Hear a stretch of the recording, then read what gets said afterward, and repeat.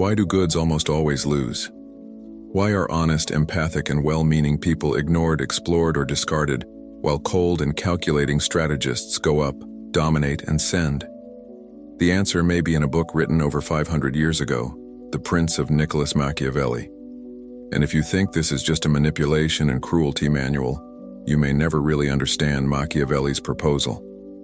In the early 16th century, in full political effervescence of Renaissance Italy, Machiavelli broke with the idealistic view that virtue and power go together. He proposed something brutally simple.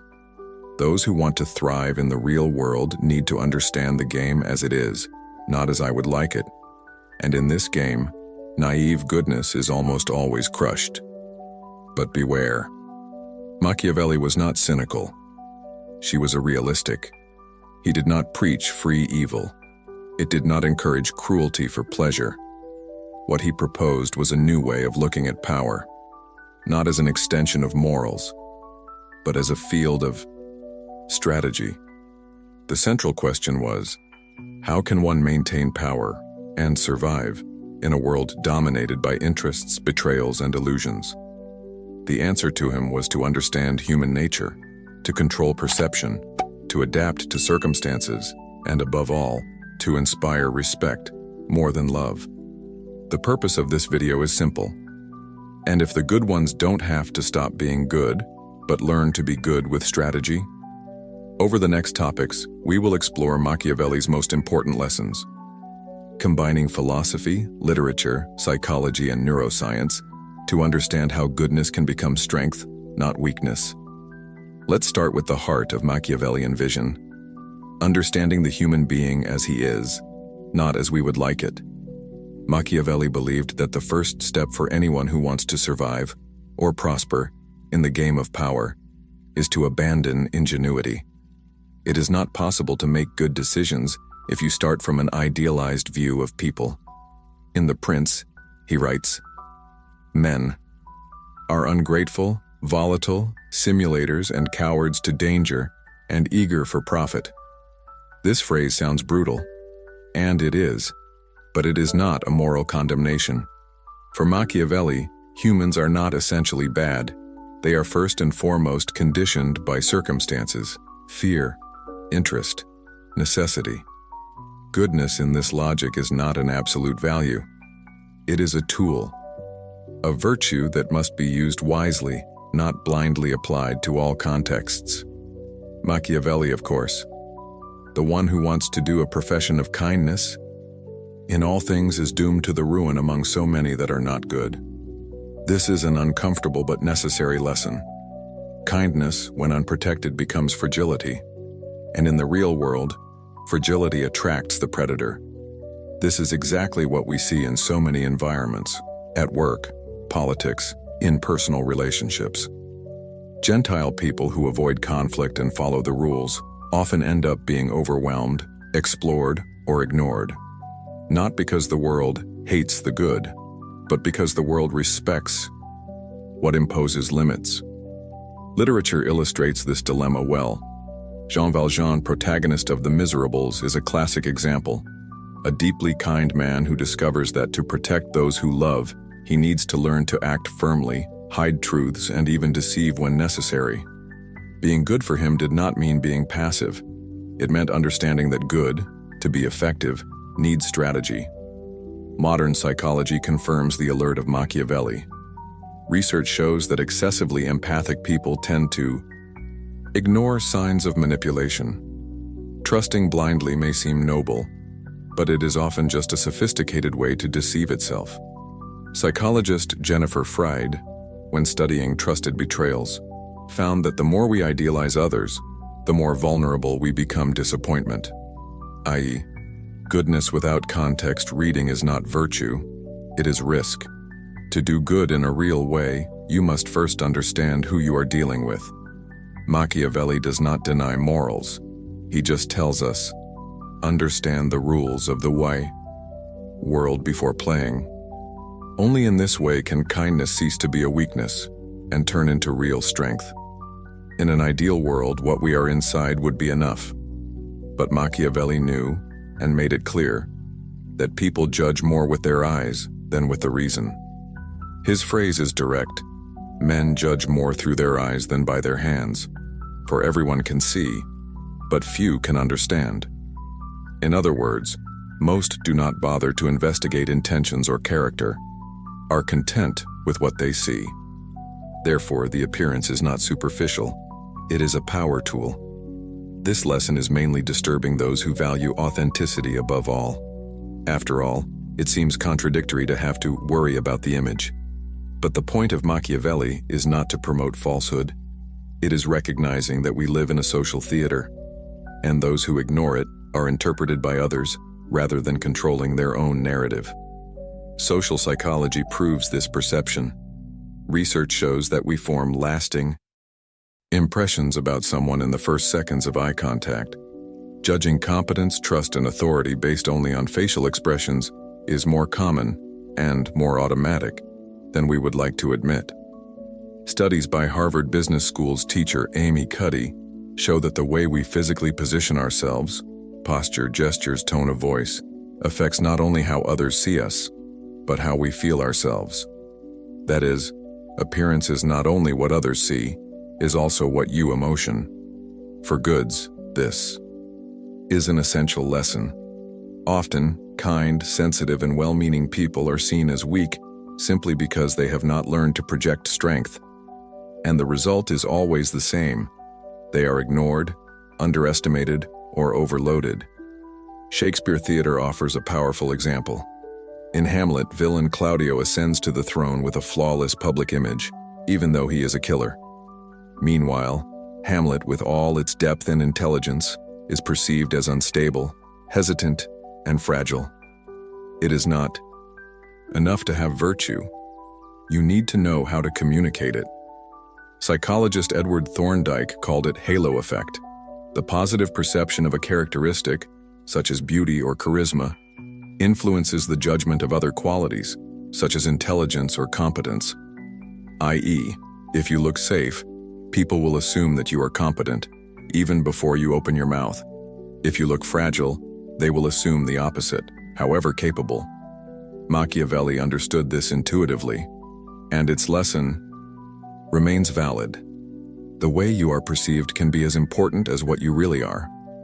Therefore, the challenge for the good is not to abandon their values. It is to ensure that these values are perceived, recognized, and respected. For this, it is necessary to master the art of appearance, not as a disguise, but as a survival strategy. No quality, however noble, survives intact in all contexts. This is one of the central ideas of Machiavelli. Those who do not know how to adapt is doomed to failure. In the idealized world of rigid principles, the good would always be rewarded and the fair always recognized. But Machiavelli, an attentive observer of real politics, wrote coldly, "He who adapts his conduct to the nature of time will be successful. He who does not do will be destroyed." This does not mean abandoning values or betraying its own essence. It means recognizing that there are times when force is necessary, others when subtlety is more effective.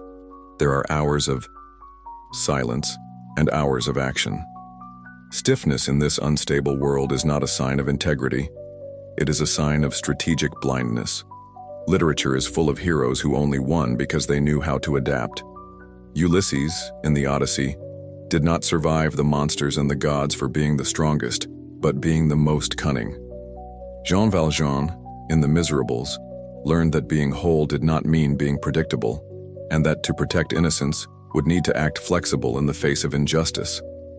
Heraclitus' philosophy reinforces this reasoning. Nothing is permanent except the change. To accept this is to accept the fluidity of life, and consequently the morals applied in the real world. And modern life gives numerous examples. During the pandemic, who insisted on maintaining the same work or business model without adapting was hit by the circumstances. Whole companies closed because they could not adjust the route.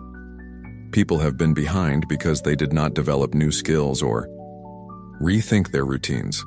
But this logic also applies to the emotional and social field. People who know how to read the environment, adjust their speech, calibrate their delivery, modulate firmness, build more lasting ties, and are taken more seriously. For the good ones, this means understanding that empathy is not synonymous with passivity. Adapting is not giving in to others. It is learning to act intelligently as far as possible, without losing the principles, but knowing how to dose their application. Machiavelli never suggested abandoning ethics. He suggested recognizing the time in which he lives and shaping himself with discernment. Anyone who insists on living out of time, even with good intentions, is not admired, is ignored. The true virtue, therefore, is not adamant. It is the one that adapts without corrupting itself. And this is the basis for the next lesson: the difference between wanting to be loved and inspire respect. Machiavelli may have been more poorly interpreted by this idea than by any other. He stated with all the letters, "It's safer to be feared than loved if you can't be both." But this phrase, taken from context, sounds like a compliment to tyranny, and that's not that. What Machiavelli is saying is that love, in the political, social, or even affective sense, is volatile. It depends on emotional factors, momentary interests, constant reciprocity. Respect, when well established, is more stable, more resistant, harder to broken. Respect imposes limits. Respect protects. Respect, even when it does not arouse affection, imposes presence. And Machiavelli knew this from experience. He saw leaders be loved and betrayed as easily, while others, who inspired respect, even with some emotional distance, maintained power, order, and authority. This view echoes in several areas. In the corporate world, for example, leaders who try to please everyone often lose their ability to make difficult decisions. They end up being seen as fragile or undecided. On the other hand, leaders who set clear limits, act firmly, and maintain coherence inspire confidence even without being the most charismatic. Freud, Kant, and Nietzsche address, in different ways, this same point. Nietzsche, in particular, criticized the goodness that comes from weakness, one that seeks approval at any cost. For him, the true virtue is one that sustains itself even in the face of rejection. Neuroscience helps to understand this difference. Studies indicate that people who inspire activation areas of the brain associated with safety and predictability, which creates a more stable social environment. The constant search for approval activates areas linked to reward dependence, and when this reward fails, generates frustration, insecurity, and reactivity. Machiavelli does not reject love, but warns us, depending solely on it is to become hostage to the inconsistency of others. In personal life, this also applies. Relationships based only on trying to please do not last. Mutual respect is what allows sincerity, healthy disagreement, the limits that support the bond. True authority, according to Machiavelli, does not come to inspire fear for fear, but to inspire respect with coherence, clarity, and courage. Being loved can be a blessing, but being respected is a protection. And when you learn to balance both, love and respect, that's where the true strength of strategic goodness begins. Machiavelli's last lesson leads us exactly to this: how to transform goodness into real power, not a vulnerability disguised. Machiavelli never said that being good is a mistake. What he warned us with brutal clarity is that being good without strategy is the fastest way to ruin. Goodness, when used as an absolute shield, without context reading, without limits, without firmness, becomes ingenuity. And ingenuity, in a competitive and imperfect world, is interpreted as weakness. This is why Machiavelli defends a virtue adapted to reality. A lucid goodness with discernment, with limits, with the courage to say no. This is not a disposable ethic. It is an ethic strengthened by consciousness. Because acting with compassion when everything is in favor is easy. It is difficult to maintain its principles and yet protect oneself from those who have none. True strategic goodness requires three things: know human nature, to know who you are dealing with. Design strength and clarity, so that your kindness is not confused with submission. Adapt to circumstances, knowing when it is flexible and when it is uncompromising. This is the new virtue, the one that does not surrender, but neither is no use. The one that does good, but not for everyone, at all times, at any cost. The one who understands that protecting himself is also an ethical act. Machiavelli does not invite us to abandon morality. He invites us to stop being naive, to abandon the illusion that it is enough to be good for the world to be fair. And perhaps the most radical he has told us is, the world does not reward the righteous, rewards the preparations. Goodness, strength, adaptation, perception, respect. Together, these elements build what he really proposed, practical wisdom to live well in an imperfect world. In the end, Machiavelli does not teach to be bad. He teaches something harder, how to be good and survive. The image of Machiavelli as a symbol of coldness and manipulation is incomplete. He didn't preach evil. He just had the courage to describe the world as he is, not as we would like it. Their lessons are not meant to destroy morals, but to strengthen those who want to act ethics in a world where ethics alone is not enough. And perhaps this is the true revolution. Be good without being naive. Be fair without being weak. Human being, but with eyes wide open. Now I ask you, do you think kindness really needs to be protected by strategy? Or do you believe that in the end, the world rewards the good for being good? Leave your opinion in the comments. Let's debate. If this video has teased you, it made you reflect, like, share, and subscribe to the channel. This community grows up with people who think differently, who dare to question, who are not afraid of doubt. Thanks for watching here. We see each other in the next episode of The Inner Odyssey.